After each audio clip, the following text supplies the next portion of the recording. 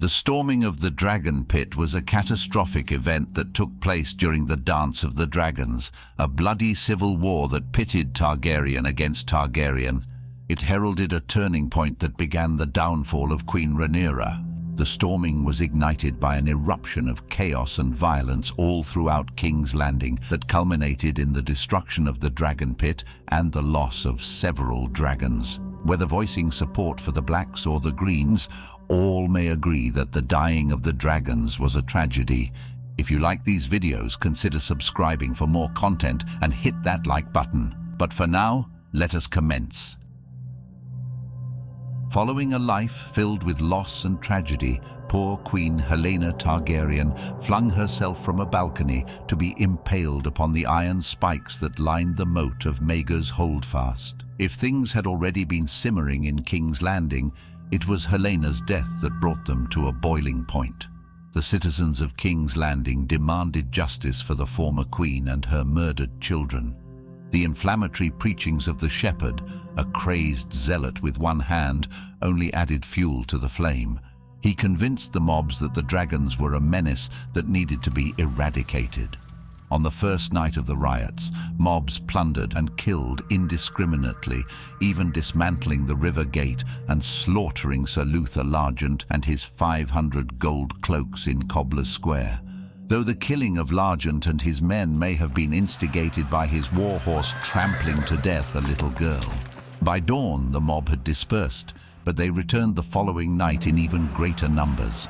Dubbed the Last Day by Maester Munken, this night saw the shepherd continuing to incite the masses at Cobbler's Square.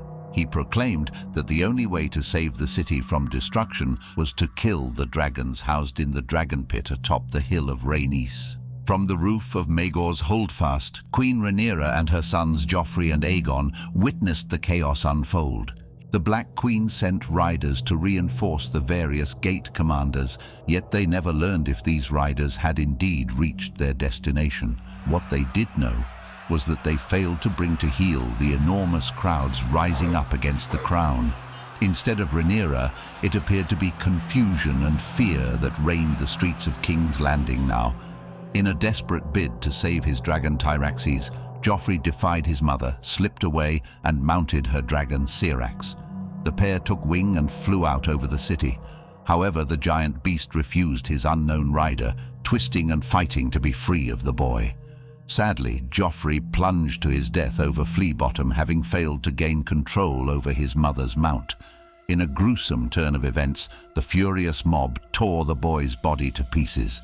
Rhaenyra assembled a contingent of loyal men-at-arms, squires, and 8 gold cloaks led by 7 knights called the Seven Who Rode. She commanded these men to retrieve Joffrey. When the 7 Who Rode carved a bloody path through the crowd to retrieve Joffrey's body, they managed to recover all parts except for a foot.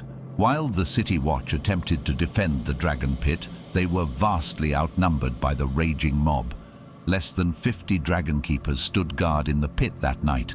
All of them fought bravely, but in the end they were overwhelmed by the mob. The rioters used rams and axes and climbed through windows to breach the dragon pit. Inside, they found 4 dragons caged and chained: Shrykos, Morgul, Tyraxes, and Dreamfire. These vicious beasts were roused and angered by the noise of the attack. They fought fiercely with tooth and claw and with dragon flame, but their chains sealed their fate as they lacked the mobility to escape the furious mob's overwhelming numbers. Of the dragons, Shrykos was the first to fall, slain with an axe by Hob the Hewer. Morgul was killed by the Burning Knight, a man who rushed through the flames and stabbed the dragon repeatedly in the eye with a spear whilst burning to death himself. Tyraxes was killed after the mob broke through his lair's back entrance and attacked. Dreamfire managed to take flight, wreaking havoc and killing most out of all dragons, circling the dragon pit and swooping down to attack the countless people below. But when her eye was nicked by a crossbow bolt, she frenzied and flew into the great dome above, cracking it before it came crumbling. In the collapse, half the dragon pit's dome came down, killing Dreamfire along with many of her attackers. The destruction of the Dragon Pit may have marked the end of the storming, but it did not end the chaos. Freed by Joffrey before his death, Syrax descended upon the survivors that came stumbling from the smoking ruins. She fell upon them with teeth and claws and cut a bloody path through the crowd. According to Mushroom, 1,000 shrieks and shouts echoed across the city, mingling with the dragon's roar.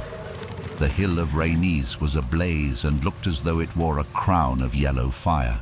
Standing on the roof of Maegor's holdfast and holding her last son, Rhaenyra could only watch in horror as the city descended into utter devastation below. Accounts of Syrax's death vary. Some accounts mention an unnamed spearman. This man, described as a blood-soaked giant, leapt onto Syrax's back, stabbing her to death with the thrust of his spear. Others speak of Sir Warwick Wheaton, a knight who is said to have severed one of Syrax's wings with a Valyrian steel sword. Archmeister Gildane poses that the sword in question was most likely Lamentation. Bean, a crossbowman, claimed credit for Syrax's death as well, and often boasted about it.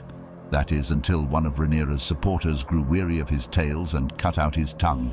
The most fantastical account involves the shepherd facing Syrax alone and calling upon the Seven for divine intervention, a tale popularized by Septon Eustace and the Singers. The loss of her son Joffrey and her dragon Syrax was devastating for Rhaenyra. After her advisors convinced her that King's Landing was lost, she fled the city with her remaining loyalists and her surviving son Aegon. The storming of the Dragonpit was not only a tragedy of lost lives, but also a symbol of the crumbling authority and control of Queen Rhaenyra. As a cautionary tale, it underscores the utter destruction that can be brought about by a despairing populace suffering under the ills of drawn-out conflict. Not only did the slaying of 5 dragons in one night spell doom for the contemporary Targaryens, but it heralded the beginning of the end for the last Dragonlord dynasty.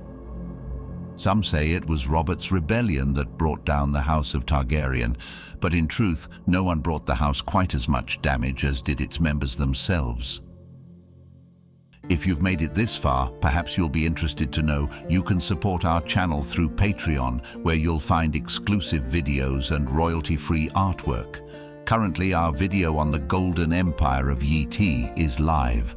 All patrons will be credited in future content as well, though if you would rather support us through liking and subscribing, we would be grateful all the same. That was it for today. Until the next one, fellow travelers, and may you all fare well.